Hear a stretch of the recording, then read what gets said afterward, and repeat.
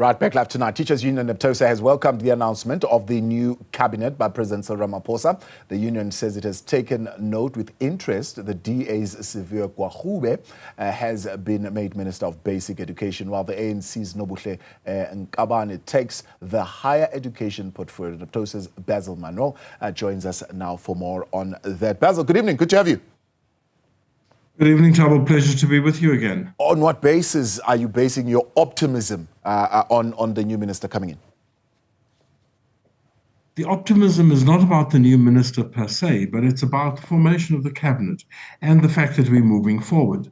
And of course, we were alerted to the fact that the chances that Minister Mochega would leave was on a percentage very, very high.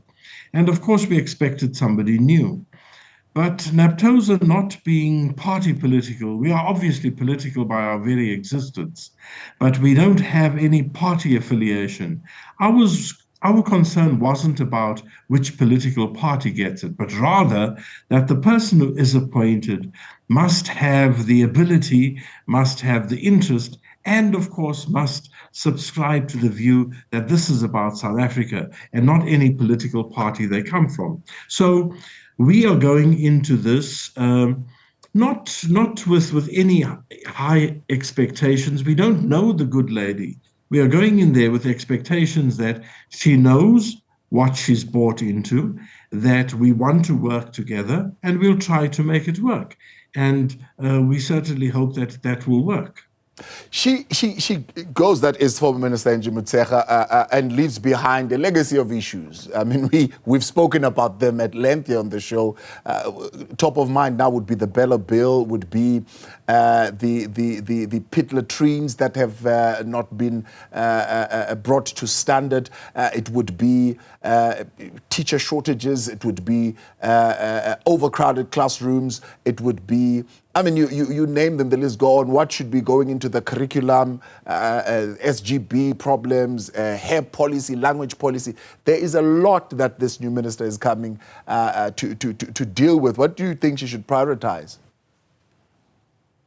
Well, Tabo, at first she's got a huge lesson to learn, that it's very easy to sit on the outside and criticize, but once you have it in your lap, you'd find out just what a monolithic department this is.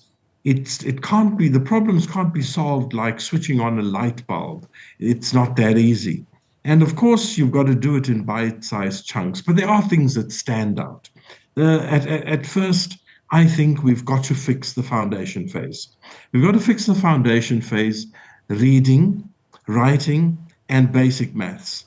Those are the fundamentals. And we have this unbelievable fixation with matric, where we think the end is the most important. But if we fix the beginning, the end fixes itself.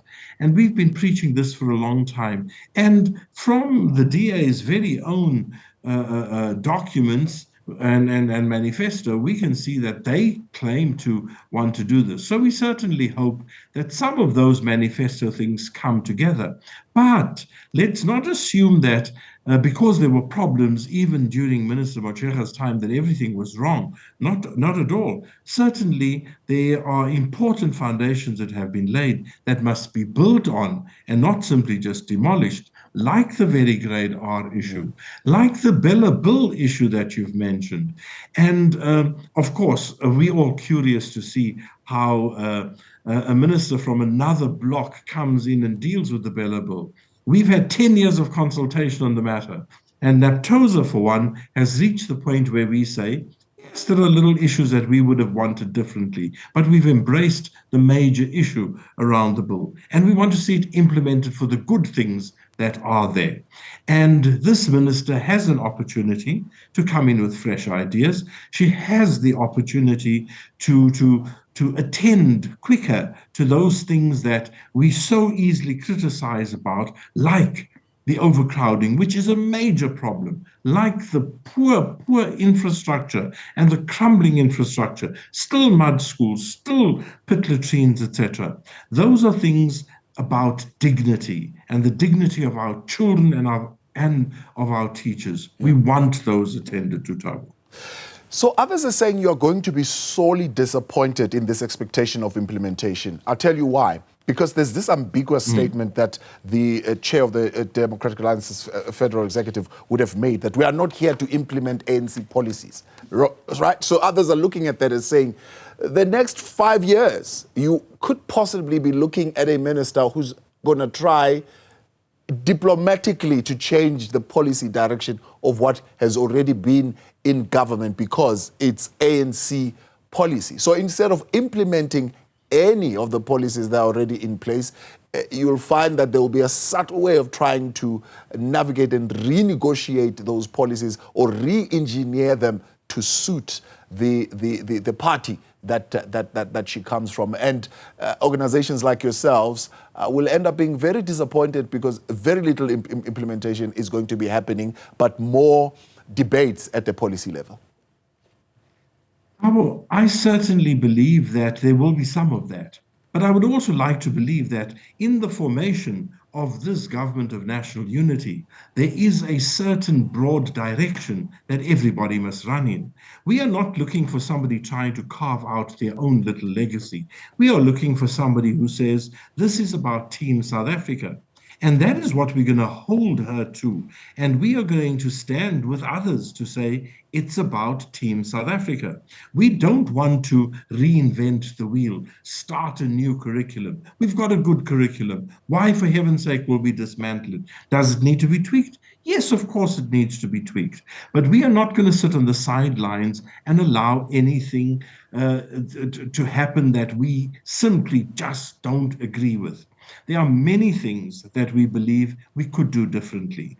Many things that we believe we are doing in a certain way because of constraints beyond that a minister can fix. There are issues of a provincial nature which provinces need to attend to too. So will we be disappointed? Maybe. But then, remember, the very NEPA, the National Education Policy Act, makes it compulsory. It doesn't give a choice. It makes it compulsory to consult the unions on a whole variety of matters. And in that consultation, we hold the ministry to account. We question the ministry. We refuse to do certain things, or alternatively, we embrace it.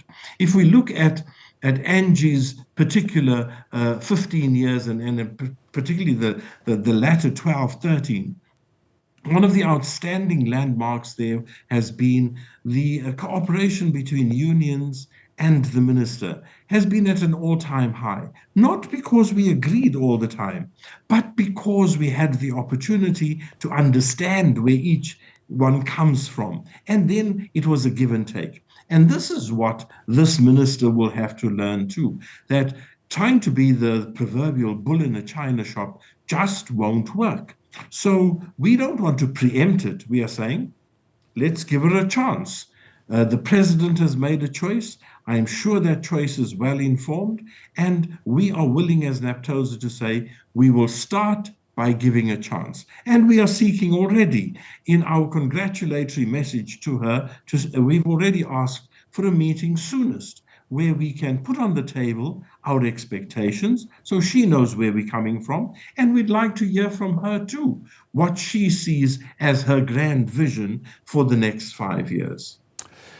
Basil, we appreciate your time. Thanks so much for coming on. Basil Manuel there. He is with Naptosa and their reaction to the appointment of the new minister at basic education. Right, we'll hear more of what's making news when we return. Stay with us.